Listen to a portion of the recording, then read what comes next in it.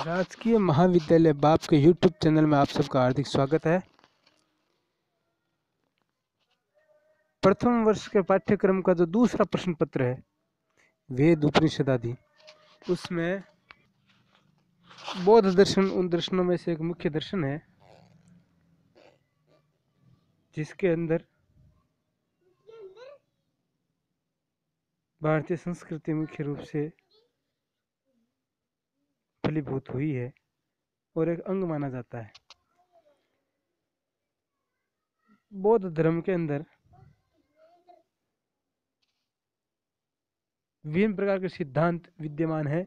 जो महात्मा बुद्ध ने भाषण दिए थे उनका संग्रह जो है उसके अंदर उसके पश्चात जो अनुयायी थे उन्होंने बौद्ध दर्शन का विस्तार किया था। तो मुख्य रूप से 4 आर्य सत्य जो है उनका विशेष वर्णन आता है। तो आज हम 4 आर्य सत्य कौन कौन से हैं और क्या है उनके बारे में चर्चा करेंगे। सर्वप्रथम बता दूं कि बुद्ध के अनुसार 4 आर्य सत्य में प्रथम है दुख है, यानी वो संसार जो है उसमें बताते हैं कि सर्वप्रथम दुख है। तो दुख क्या है उसके बारे में विस्तृत चर्चा करेंगे आगे। दुख के कारण है, यानी दुख एक समुदाय के रूप में है और उसके निश्चित रूप से कुछ कारण है, यदि उनको हटा लिया जाए तो शांति मिल सकती है। तो जो संसारिक जीव जो दुखी है तो उसके बारे में बताया है कि ये हमें सत्ता माननी पड़ेगी, दुख है, दुख का कारण है, यानी और इस दुख के कारण को दुख का समुदाय भी कहते हैं। नंबर 3 दुख का निरोध, यानी कारण है तो उसका निरोध यानी रोकने के उपाय भी है। और चौथा है दुख निरोध का मार्ग। दुख निरोध का चौथा मार्ग है कि जिसके ऊपर चलेंगे तो वो दुख सारे के सारे हट जाएंगे। तो पूरा बुद्ध का विचार इन्हीं 4 आर्य सत्यों पर टिका हुआ है। आर्य का मतलब होता है श्रेष्ठ, सत्य मतलब नियम। ऐसे श्रेष्ठ 4 नियम है, हमेशा रहने वाले सिद्धांत है जिनसे हम आनंद की प्राप्ति कर सकते हैं। तो अब हम इन पर चर्चा करते हैं विस्तार से। सर्वप्रथम महात्मा बुद्ध ने बताया कि दुख है, यानी सभी मनुष्य सुख की इच्छा करते हैं तो उनको पहले समझना पड़ेगा कि संसार का दुख है। दुख क्या क्या है उसके बारे में बता रहे हैं कि जरा यानी बुढ़ापा, क्योंकि महात्मा बुद्ध ने संन्यास लिया तो सर्वप्रथम बुढ़े व्यक्तियों को देखा था कि बुढ़ा व्यक्ति चाह रहा है परेशान, वो तो मुझे भी बुढ़ा होना पड़ेगा। फिर रोगी को देखा कि अच्छा संसार में से रोग भी आते हैं। फिर एक मरा हुआ व्यक्ति ले जा रहे थे उसको, लाश को, तो उसको देखा तो बोलो अच्छा मुझे भी मरना पड़ेगा। और अंत में एक सन्यासी को देखा तो सोचा अच्छा ये एक मार्ग है, सन्यास मार्ग, जिसके माध्यम से दुख से हट सकते हैं। तो उसी पर आश्रित है ये। तो दुखों के अंदर जरा, मरण, जन्म, रोग, शोक, और फिर वो दुख शारीरिक, मानसिक, आत्मिक, भौतिक, दैविक, किसी प्रकार के दुख, निराशा, कष्ट, मानसिक आदि होते रहते हैं। जहाँ साधारण से सुख दिखाई देता है वहाँ भी अंततः दुख ही होता है, ये हम संसार में देखते हैं। तो इससे स्पष्ट हुआ कि दुख है। कोई भी व्यक्ति जो अपना को सुखी कह रहा है उसको भी हम जब देखते हैं और पूछते हैं तो अंत तो गत्वा बता देता है कि मेरे ये समस्याएं हैं, यानी समस्या है उसका दुख है। जिस प्रकार से कोई आदमी आकर के पूछे कि वैद्य राजा हैं सभी बीमारियों का इलाज करते, तो कोई कठिन से कठिन बीमारी हो तो उस समय तक किसी भी व्यक्ति को ले जाकर खड़ा कर दो, उस वैद्य के सामने वो अपनी कोई न कोई बीमारी बता देगा। यानी रोग है, प्रत्येक व्यक्ति रोग होगा तो वो भी दुख है। तो कोई पूर्ण रूप से सुखी है ही नहीं, हमें सुख की प्रतीति होती है, लेकिन महात्मा बुद्ध ने कहा है कि दुख है। तो अगला जो नंबर 2 था, इससे स्पष्ट हो गया कि दुख है। नंबर 2 दुख के कारण है। वैसे तो दुख का मूल कारण अविद्या है। सभी शास्त्रों ने अविद्या को ही दुख का मूल कारण माना है। यानी जब तक हमें ज्ञान नहीं है सत्य तब तक अज्ञानता के अंदर अविद्या के कारण हम सब दुखी हो रहे हैं। जिस समय हमें ज्ञान आ जाएगा, चाहे सांख्य दर्शन होए चाहे योग दर्शन होए, सभी ने मूल कारण अज्ञान को माना है। तो इन्होंने भी कहा है कि दुख का मूल कारण अविद्या है, इसलिए ज़्यादा से ज़्यादा हमें विद्या का संग्रह करना चाहिए, ज्ञान को प्राप्त करना चाहिए, पढ़ना चाहिए। उससे हमारी अविद्या दूर होती है और हम सुख की ओर अग्रसर होते हैं। और वैसे इस जो कार्य कारण की श्रृंखला है, इसमें महात्मा बुद्ध ने 12 कड़ियां जोड़ी है, जिनके माध्यम जिनको हम द्वादश निदान के नाम से कहते हैं। ये दुख के कारण है द्वादश निदान कि ये 12 जो है वो है, इसलिए हमें दुख हो रहा है। तो उन्होंने कारण ढूंढा कि कारण होगा तभी कार्य होगा। तो दुख नामक जो कार्य है उसका कारण ये द्वादश निदान है, तो जिनको दुख का कारण माना है। वैसे अविद्या मूल कारण बताया, उसके अलावा आगे शुरू करते हैं। नंबर 1 पर अविद्या, संस्कार, विज्ञान, नाम रूप, षडायतन, स्पर्श, वेदना, तृष्णा, उपादान, भव, जाति और जरा मरण, ये 12 दुख के कारण हैं, जिसको द्वादश निदान भी कहते हैं। इसमें पहला दूसरे का कारण है और दूसरा तीसरे का कारण है। इस प्रकार से संपूर्ण श्रृंखला चलती हुई जरा मरण पर आती है। यानी अविद्या आदि संस्कारों के कारण, सबसे पहले हमारा अविद्या थी, तो उस अविद्या के संस्कार हुए, संस्कार से हमको विशेष ज्ञान नहीं हुआ, फिर उसके अनुसार मतलब ये प्रक्रिया एक दूसरे का कारण बनता जाता है। षडायतन, स्पर्श, वेदना, तृष्णा, उपादान, भव, जाति आदि होकर के अंत में बुढ़े हो जाते हैं, जरा, उसके बाद मरण हो जाता है और फिर वापिस जन्म होता है। इस प्रकार से ये दुख के कारण है। इसी कार्य कारण श्रृंखला को बौद्ध दर्शन में प्रतीच्य समुत्पादवाद भी कहते हैं।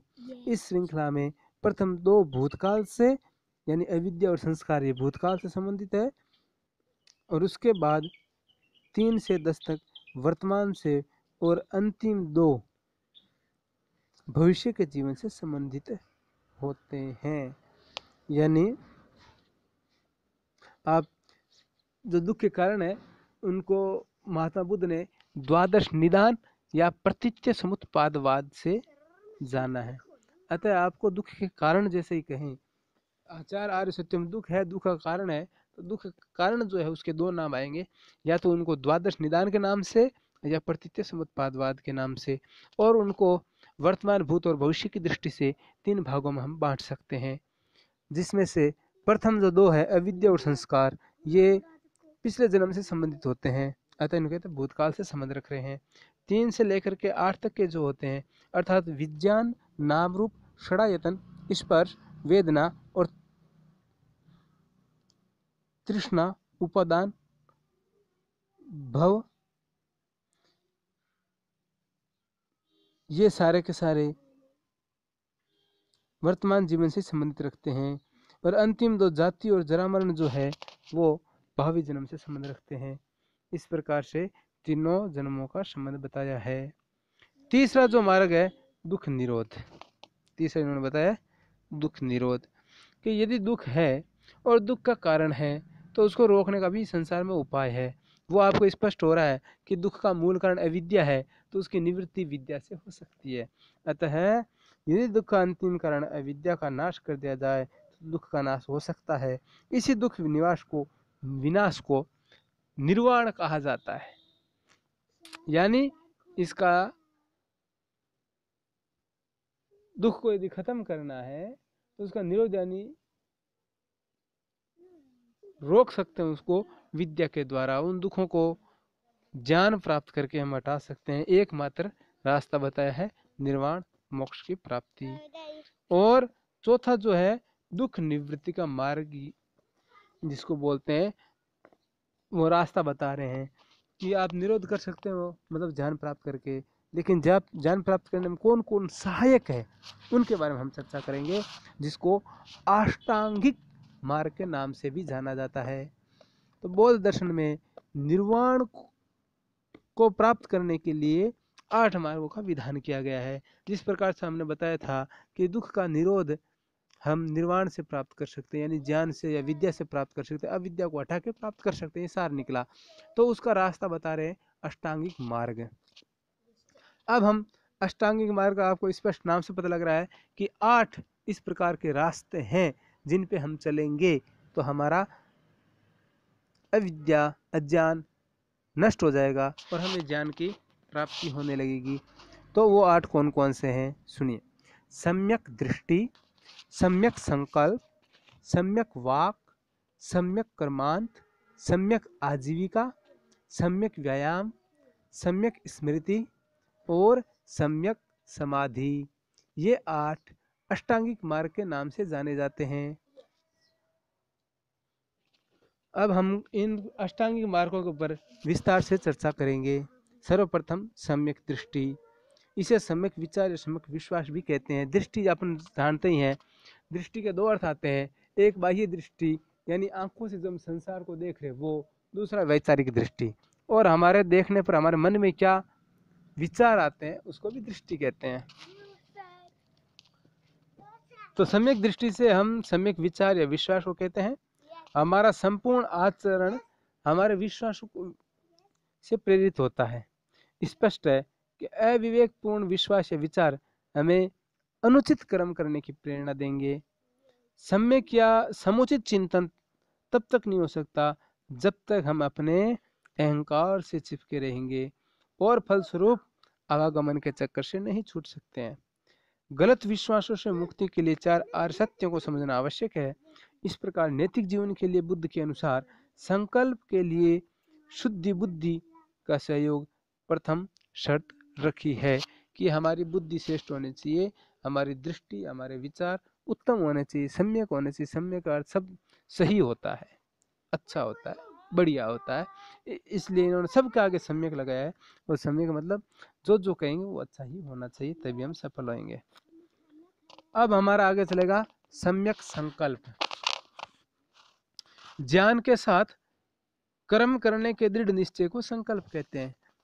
कि जो हमने विचार या विश्वास या ज्ञान जो हमने प्राप्त किया है उसके साथ जो हम कर्म करेंगे, कर्म करने का दृढ़ जो निश्चय करेंगे उसका नाम संकल्प। कि आज मैं पढ़ाई करूंगा, ये आपने जो संकल्प लिया है कि पढ़ना चाहिए, पहले आपको ये पता लगा कि पढ़ाई करनी चाहिए, ये आपकी अच्छी दृष्टि थी। अब इस दृष्टि को आपने निर्णय किया, अब मैं पढ़ाई करूंगा, ये आपका संकल्प है। तो नैतिक जीवन का संकल्प वैराग्य भावना से प्रसूत होता है और सबसे प्रेम और नम्रता के जीवन जीने की तीव्र अभिलाषा ही सच्चा संकल्प है। कि सबके साथ हम नम्रतापूर्वक व्यवहार करेंगे और प्रेम की दृष्टि से संपूर्ण संसार को देखेंगे, ईर्ष्या द्वेष आदि से दूर रहेंगे। पृथकता की जो भावना है नष्ट करके प्राणी मात्र के कष्ट को दूर करने का निश्चय सम्यक संकल्प होता है, जो वाणी और कर्म में व्यक्त होता है। इसलिए अगला जो आया वो तीसरा सम्यक वाक। कि जब भी हम आचरण करें तो हमारी वाणी जो है, वाक यानी वाणी, वो सद्वाणी होना परम आवश्यक है। बुद्ध के अनुसार असत्य भाषण, पर निंदा, कटु वचन आदि दिव्य जीवन के अवरोधक है। अतः हमेशा सत्य भाषण, परगुण परमाणु पर्वती कृत्य नृत्यम, कि दूसरे के जो छोटा सा भी जो अच्छा कर्म होता है उसको पर्वत के समान श्रेष्ठ मान करके हमारे जीवन में हमें धारण करने वाले संकल्प होना चाहिए। और कटु वचन भी नहीं बोलना चाहिए। मनुस्मृति में भी आया है, सत्यम ब्रूयात प्रियम ब्रूयात न ब्रूयात सत्यम प्रियम प्रियम च ना नृतम ब्रूयात, ऐसा धर्म सनातन है। कि सत्य बोलना है, प्रिय बोलना है, असत्य प्रिय भी नहीं बोलना है, ये सनातन धर्म है। महात्मा बुद्ध ने भी इसी को मोक्ष का मार्ग माना है। नंबर 4 है सम्यक कर्मांत। कर्म का मतलब आप जानते हो, आचरण व्यवहार, निस्वार्थ भाव से आचरण करना सम्यक कर्म है। कर्म कांड, यज्ञ आदि प्रार्थना कई सारे लोग करते हैं लेकिन सद आचरण नहीं करते हैं तो उसको कोई फायदा नहीं होता है। इसलिए दयापूर्ण व्यवहार ही मनुष्य को शुद्ध बनाता है। अभिप्रेरक की शुद्धता और नम्रता मानव में शील उत्पन्न करता है। इसलिए हमें हमेशा प्रत्येक कार्य करते समय नम्र ही होना चाहिए। शील बिना मांगे जरूरतमंद व्यक्ति की सहायता करने की भावना है जो उदारता की जननी है। समस्त प्राणियों के हितार्थ जीवन जीना ही सम्यक आचरण है, अर्थात परोपकाराय शतां विभूतयः है। इस बात को यहाँ पर कह रहे हैं कि हमारा संपूर्ण जीवन यज्ञमय, परोपकारमय और मंगल भावना से ओतप्रोत होना चाहिए, तभी और वो नम्रता से, उदारता से और दूसरों की सहायता से हमारे अंदर उत्पन्न होता है। पांचवा है सम्यक आजीव, अर्थात जो धन उपार्जन की हमारी जो कार्य है इसके अंदर धोखाधड़ी, हिंसा, अत्याचार सर्वथा वर्जित है। अर्थात जो हम आजीविका के लिए यानी हमारे पेशे के लिए जो काम कर रहे हैं उसके अंदर दुराचरण का अवसर भी नहीं होना चाहिए। इसलिए अस्त्र शस्त्र, गोश्त, पशु, शराब, जहर आदि के व्यापार का निषेध किया गया है। संक्षेप में साध्य की पवित्रता के साधन की पवित्रता आवश्यक है। जब तक साधन हमारे पवित्र नहीं होंगे हम स्वयं कभी भी पवित्र नहीं हो सकते हैं। इसलिए हमें विशेष रूप से ध्यान रखना है कि हमारी आजीविका के अंदर धोखाधड़ी, हिंसा, अत्याचार आदि नहीं होना चाहिए। हमारा पेशा शुद्ध पवित्र होना चाहिए। हमारा आहार और व्यवहार भी भोजन आदि पवित्र होना चाहिए। किसी भी प्राणी के प्रति हिंसा की भावना नहीं होनी चाहिए, तभी हमारी आजीविका अच्छी प्रकार से चल सकती है और ये आजीविका का साधन ही मोक्ष का मार्ग है। नंबर 6 सम्यक व्यायाम। व्यायाम का आश्रय यहाँ पर शारीरिक कसरत नहीं है। जैसे कि आप व्यायाम शब्द सुनते ही सोच रहे होंगे कि कसरत करना, लेकिन यहाँ पर है मानसिक प्रयास, मानसिक व्यायाम है या सम्यक व्यायाम। क्योंकि केवल व्यायाम नहीं लिखा, सम्यक व्यायाम लिखा है। अच्छी प्रकार से मन से चिंतन करना। विचार और संस्कार बहुत हठी होते हैं। पूर्व जन्म के संस्कारों के कारण हम हमेशा गलत कर्मों की ओर प्रवृत्त होते रहते हैं। वर्तमान के संस्कार भी हमें प्रभावित करते हैं, लेकिन हमें उन कुविचारों को दबाने के लिए सत्य विद्या और ज्ञान बारंबार ग्रहण करता रहना चाहिए।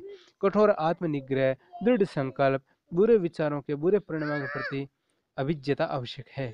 यह एक मनोवैज्ञानिक तथ्य है कि शुभ विचारों के प्रति आकर्षण को भावात्मक प्रयत्न करके अशुभ विचारों के प्रति वृत्ति का नकारात्मक प्रयास भी होना चाहिए। प्रारंभिक अवस्था में बुरे विचारों के प्रति घृणा और अच्छे विचारों के प्रति प्रेम होना अति आवश्यक है। कुसंस्कारों से मुक्ति पाने के लिए बुद्ध ने इसके लिए 4 बातें बताई है। शुभ विचार का सतत चिंतन करना, बुरे विचारों से प्रेरित कर्म के बुरे परिणाम का बोध रखना, बुरे विचारों के कारणों की खोज करना और उसको रोकना, शारीरिक चेष्टा के साथ मन पर नियंत्रण करके दृढ़ निश्चय से बुरी आदत और विचारों को त्याग देना चाहिए।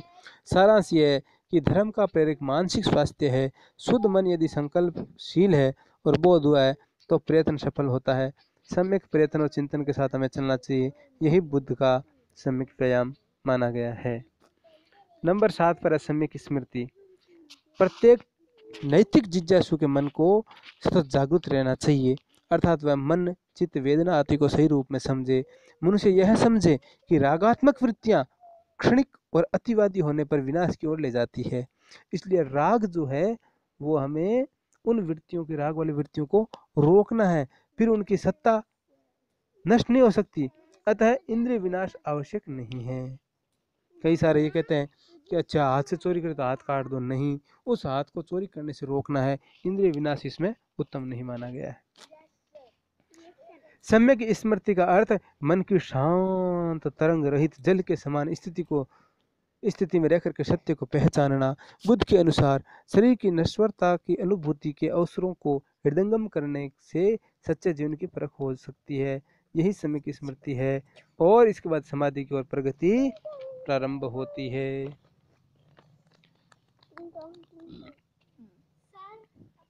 इन सातों साधनों के पालन करने पर अंतिम साधन, जिसे साध्य भी कहते हैं, समाधि है। और समाधि की 4 अवस्थाएं बताई गई है। पहली अवस्था में शांत चित्त से 4 आर्य सत्यों पर मनन किया जाना है। शुद्ध विचार से अपूर्व आनंद प्राप्त होता है। समाधि की दूसरी अवस्था में मनन आदि प्रयत्न बढ़ जाते हैं तथा तर्क वितर्क अनावश्यक हो जाता है, संदेह दूर हो जाता है और आर्य सत्यों में श्रद्धा बढ़ती जाती है। इसमें विचार के स्थान पर सहज ध्यान आ जाता है। प्रगाढ़ चिंतन के कारण चित्त में शांति, स्थिरता उत्पन्न होती है, आनंद और शांति का बोध होता है। तीसरी जो समाधि की अवस्था है उसमें तटस्थता की अवस्था है। इसमें मन को आनंद और शांति से हटाकर उपेक्षा भाव लाने की कोशिश की जाती है, जिसमें चित्त की साम्य अवस्था रहती है। समाधि के आनंद के प्रति उदासीनता आ जाती है। चौथी अवस्था पूर्ण शांति की अवस्था है, जिसमें सुख दुख नष्ट हो जाते हैं। इसमें चित्त की वृत्तियों का निरोध हो जाता है। यह पूर्ण शांति, पूर्ण विराग, पूर्ण निरोध की अवस्था है। इसमें दुख बिल्कुल नष्ट हो जाता है और बुद्धत्व पद की प्राप्ति होती है, जिसमें आप इसीलिए महात्मा बुद्ध ने इसके जो मूल अष्टांगिक मार्गों के अंदर शील, समाधि और प्रज्ञा ये प्रधान अंग माने हैं। प्रज्ञा आप जैसे जानते हो यथार्थ ज्ञान है, और प्रज्ञा बौद्धिक ज्ञान से ऊंची अवस्था होती है। यथार्थ ज्ञान बिना सदाचार असंभव है। इस प्रकार प्रज्ञा और शील एक दूसरे के पूरक हो जाते हैं और प्रज्ञा का उदय समाधि से होता है। अष्टांग पथ के 7 अंगों का पालन करने से समाधि की पूर्णता प्राप्त होती है और इसके पालन से प्रज्ञा और शील का विकास होता है। इसलिए जो अष्टांगिक मार्ग बताया है बौद्ध ने, ये दुख के जो हटाने के 8 मार्ग है, ये इनका पालन हमें करना चाहिए और इसके अंदर प्रज्ञा, शील, समाधि ये इनका प्रमुख अंग है। यानी समाधि की प्राप्ति हमारा मूल लक्ष्य है। प्रज्ञा और शील यानी चरित्र निर्माण इसमें मेन है और जो सद्बुद्धि के माध्यम से हमें प्राप्त करना है। इत्योम शम।